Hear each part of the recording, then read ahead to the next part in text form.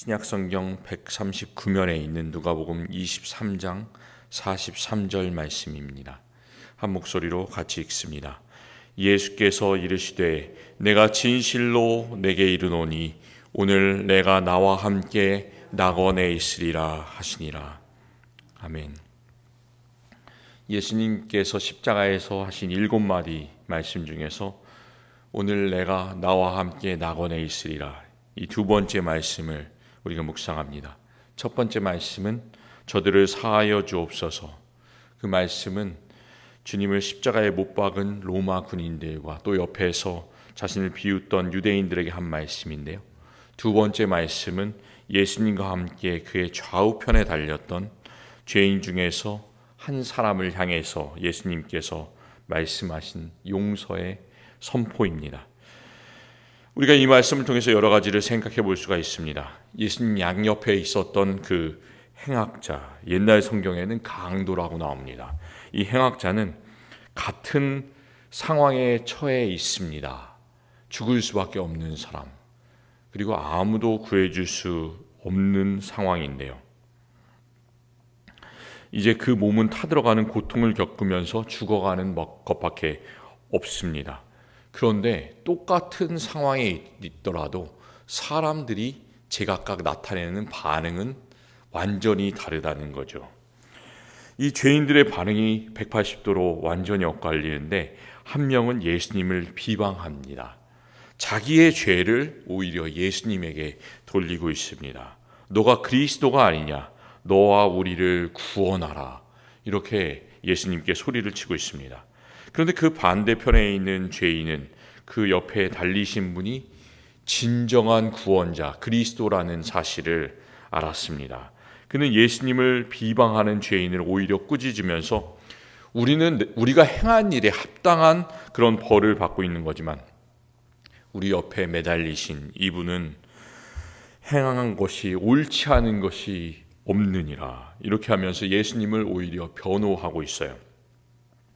이제 마지막으로 그 행악자는 자신의 영혼을 예수님께 구원해달라는 부탁을 합니다. 그러면서 예수님께 외치죠. 예수여, 당신의 나라가 임하실 때에 나를 기억하소서. 아마 이 고백은 이 사람이 할 수 있는, 그 십자가에 못 박힌 사람이 할 수 있는 고백 중에서 가장 진정하고 가장 마음을 다해서 하는 고백일 겁니다. 이 십자가에 예수님께서 못 박히셨을 때 그 사람들은 다 어디에 갔습니까? 예수님을 따르던 많은 사람들이 있었습니다.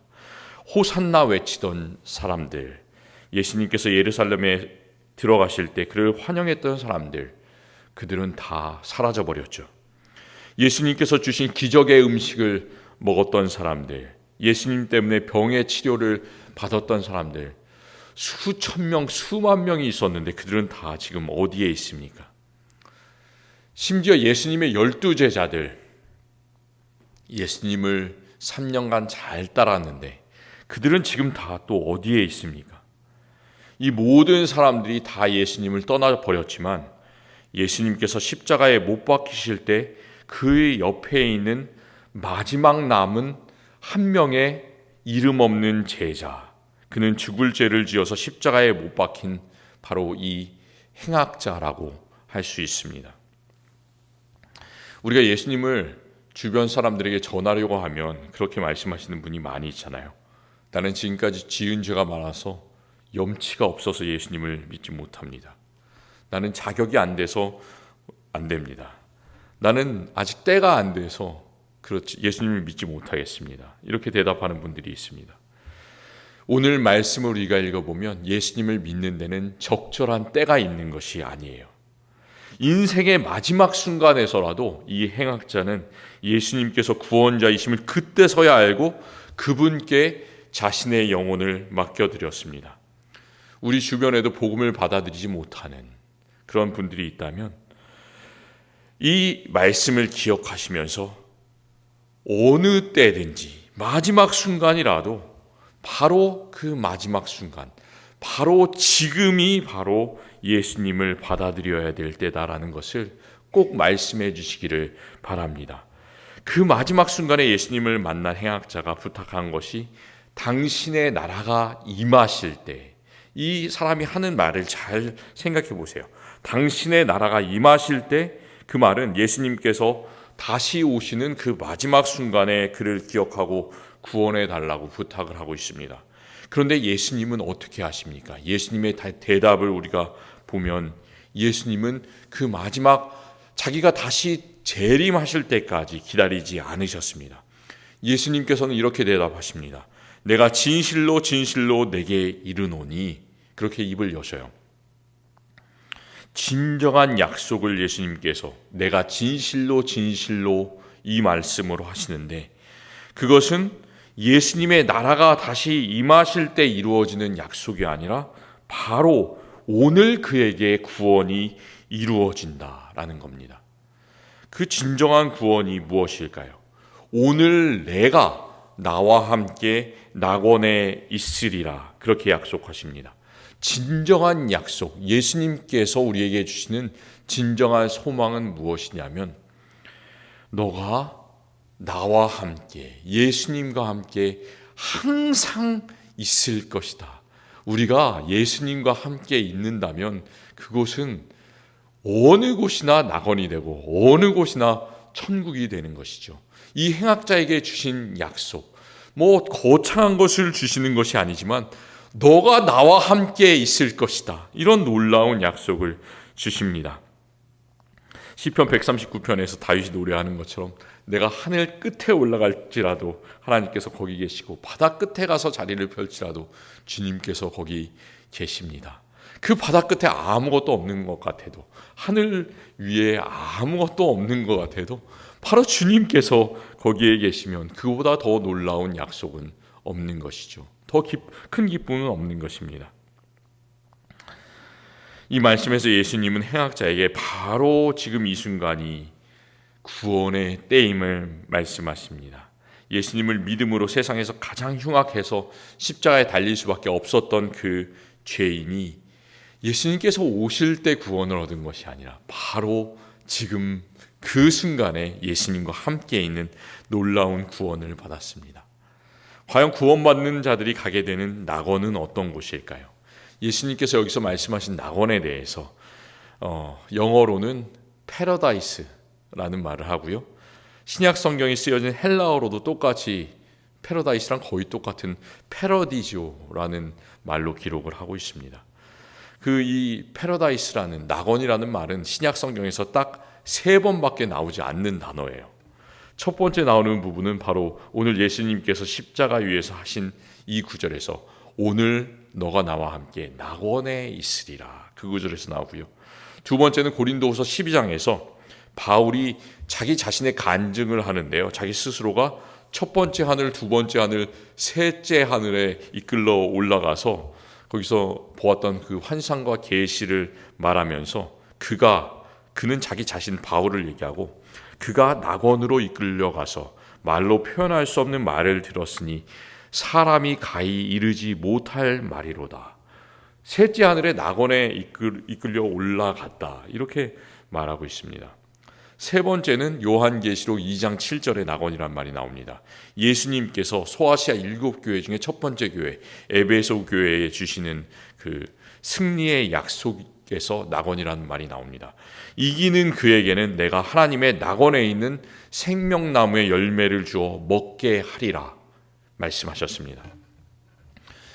이 낙원이라는 말에는 아주 논쟁거리가 참 많이 있습니다. 학자들은 그 낙원이 과연 어떤 곳인가를 궁금해해요. 예수님을 믿는 자들이 영원히 있게 될 저 천국인가, 아니면 죽은 사람이 천국에 가기 전에 임시로 있게 된 그런 어떤 공간인가, 아니면 이 땅에 있는 미래의 아름다운 장소인가에 대해서 의견이 분분합니다. 우리가 잘 봐야 되는 것은 이단들 중에서 이 낙원에 대해서 참 강조하는 이단이 있습니다. 그래서 이 낙원에 대한 관심이 아주 많습니다. 그리고 이 낙원이, 그 사람들은 이 땅에 있는 낙원이라고 이렇게 이야기를 합니다. 그런데 우리 진정으로 예수님을 믿는 사람들은 이 낙원이 어디에 있는가, 이것이 중요한 것이 아니에요. 우리는 누가복음 16장에서 예수님께서 말씀하신 부자와 나사로의 비유에서 그들이 죽어서 부자는 음부, 지옥으로 떨어지고 거지 나사로는 천사들에게 받들려서 아브라함의 품으로 올라갔다라는 그 사실을 기억합니다. 나사로가 있게 된 그 아브라함의 품은 어떤 곳인가? 그곳은 세상 어떤 곳에서도 경험할 수 없는 가장 따뜻하고 평안한 장소, 그곳이 바로 아브라함의 품이었습니다.